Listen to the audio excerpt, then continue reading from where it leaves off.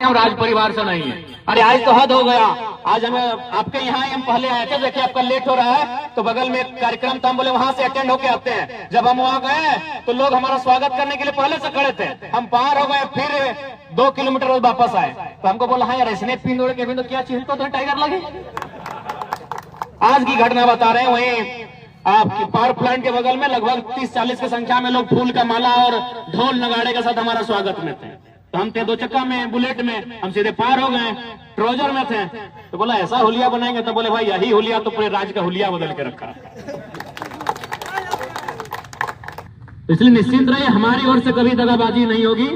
हम लोग जनता के साथ हैं। अगर दगा होने का रहता तो हमें इतनी छोटी सी आयु में, अगर झारखंड के इतिहास की बात करें, मैं अपनी तारीफ नहीं कर रहा हूं, झारखंड के इतिहास की बात करें, अगर किसी बंदे ने अपने टैलेंट के बदौलत अपने आप को स्थापित किया है तो टाइगर जयराम महतो है।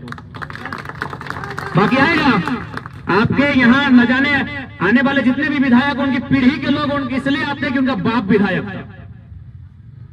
अब देख ले इतिहास, या फिर उनके पतिदेव विधायक थे।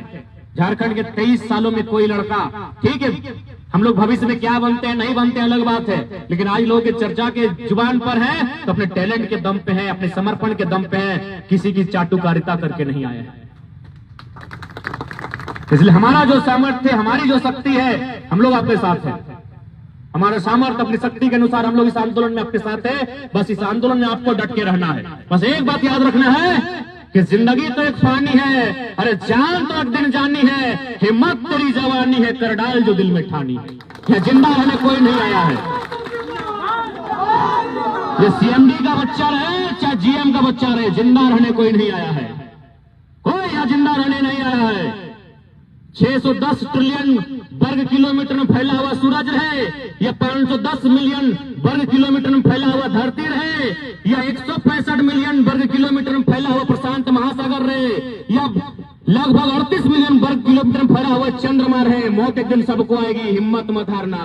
सामने वो ठीक है, आज उसके पास चूंकि वो पद में है, उसकी सुरक्षा में पदाधिकारी है, उसकी सुरक्षा में एसपी है, उसकी सुरक्षा में डीएसपी है, उसकी सुरक्षा में डीसी है, पूरा सिस्टम है। लेकिन मैं अंत में एक ही लाइन कहूंगा, खासकर जो भी पदाधिकारी है जो अन्याय करते हैं, सिकंदर के इतिहास को पढ़िएगा।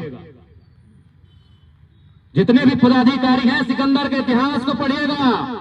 मैं आपको बताना चाहूंगा, आपके हौसले को, मजदूरों के हौसले को दुगना करने के लिए मैं सिकंदर की एक छोटी सी कहानी आपको बताऊंगा।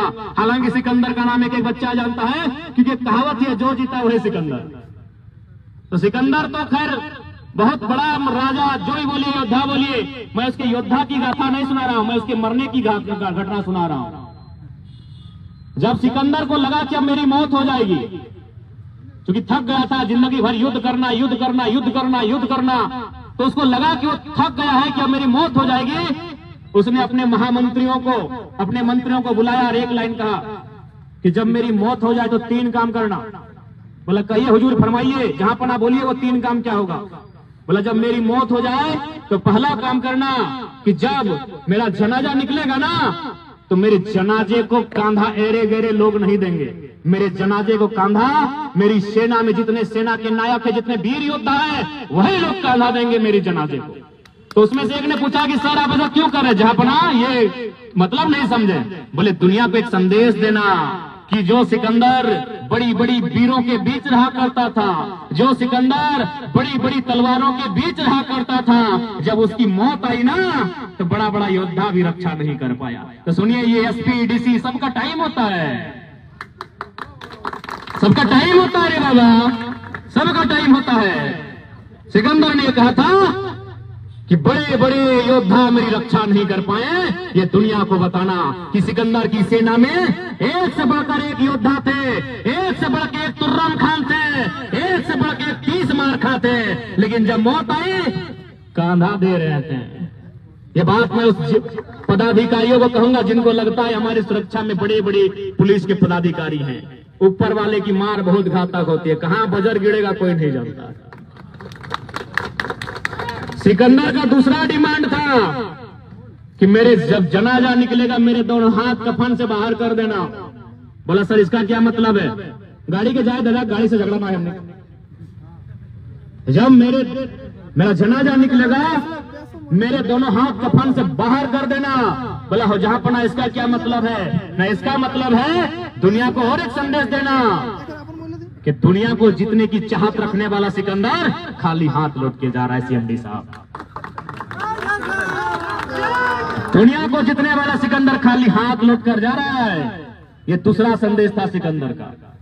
तीसरा था कि मैंने जो भी कमाया है, क्योंकि सीएमडी साहब भी कमाए होंगे, जीएम साहब भी कमाए होंगे, इन लोग भी कमाया होगा, तो ठीक सिकंदर ने भी कमाया था। उस समय पैसा नहीं था, पैसा नहीं था उस समय फंड हुआ करता था। सब लोग अपनी अपनी भाषा में, चाहे ज्वरात बोलते थे, आभूषण बोलते थे, उन्हीं से। अभी तो पैसा का कारोबार है, उस समय आभूषण से कारोबार चलता था। तो सिकंदर ने कहा कि मैंने जितना कुछ कमाया है वो मेरी आने वाली पीढ़ी को मत देना। जैसे अभी हम लोग आने वाली पीढ़ी को देते हैं, अगर बाप कुछ कमाता है तो प्रॉपर्टी बेटा को देता है, लेकिन सिकंदर ने कहा कि मैंने जो भी कमाया है मेरी आने वाली पीढ़ी को नहीं देना, बल्कि सारा धन उस जनाजे के आगे, जिस तरह हम लोग पैसा के रुपया गिराते हैं ना, चाहे लहर कुछ सॉरी लावा छींटते हैं, सिकंदर ने कहा सारा पैसा रास्ते में बिछा देना। बोला सर इसका क्या मतलब है? नहीं, इसका मतलब है कि लाख धन कमा ले वो एक दिन धूल बन जाता है। सीएमडी साहब, ये हम नहीं कह रहे हैं, और दुनिया ने साबित भी किया। दुनिया ने, इस प्रकृति ने साबित भी किया कि धन धूल होता है। स्पेन और इटली की घटना पढ़ी है कोरोना में, लोग रोड के बाहर आकर अपना पैसा उड़ा रहे थे कि नहीं, कि जो पैसा मेरा जीवन नहीं बचा पाए वो धूल के ही बराबर होता है। इसलिए अन्याय मत कीजिए, अन्याय मत कीजिए, अंधे मत हो जाइए, सत्ता की आड़ में मदहोश मत हो जाइए। अगर शक्ति आपके पास है, पावर है, तो मदहोश मत हो जाइए। मजदूरों की समस्या का निराकरण कीजिए, बाहर आकर कीजिए। ये संदेश हमारा तमाम पदाधिकारियों से होगी। आपसे हमारी कोई शत्रुता नहीं है, और ना ही हम लोग शत्रुता चाहते हैं।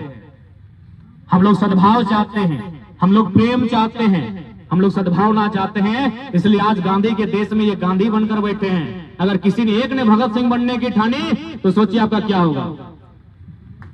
इसलिए मैं आपसे अनुनय निवेदन करना चाहूंगा, जो भी पदाधिकारी है, जो सामर्थ्य रखते हैं इस समस्या का समाधान करने का, इस समस्या का समाधान पॉजिटिव वे में करें। 400 मजदूर आपके हिसाब से बहुत कम होता है। आपकी कंपनी का, आपकी फैक्ट्री का इतना टर्नओवर होता है कि आप 4000 मजदूरों को रख सकते हैं। इसलिए समय की नजाकत को समझते हुए, इन मजदूरों की भावनाओं को समझते हुए, इन मजदूरों की पीड़ा को समझते हुए इस गेट से बाहर आए और आकर इस समस्या का समाधान करें। नहीं तो याद रखिएगा, जान एक दिन सबकी जाएगी, यहां जिंदा रहने कोई नहीं आया। और आप लोग भी याद रखिएगा, ये लड़ाई आपकी आने वाली पीढ़ी की लड़ाई है। ये लड़ाई आपको छोड़ के नहीं जाना है, इस लड़ाई को आपको लड़ना है, और आप सभी को मिलकर इस लड़ाई को लड़ना है। ये लड़ाई आपकी आने वाली पीढ़ी के हक अधिकार को सुरक्षित करेगी। अगर आज हम लोग जीतते हैं तो भविष्य में शायद हमारी आने वाली पीढ़ी को आंदोलन ना करना हो। आज अगर हम जरा भी बैक होते हैं तो हमारी आने वाली पीढ़ी का प्रत्येक दिन आंदोलन में ही व्यतीत होगा। इसलिए ये लड़ाई मामूली नहीं है, ये लड़ाई भूख की है, ये लड़ाई पेट की आग की है, ये लड़ाई मामूली नहीं है।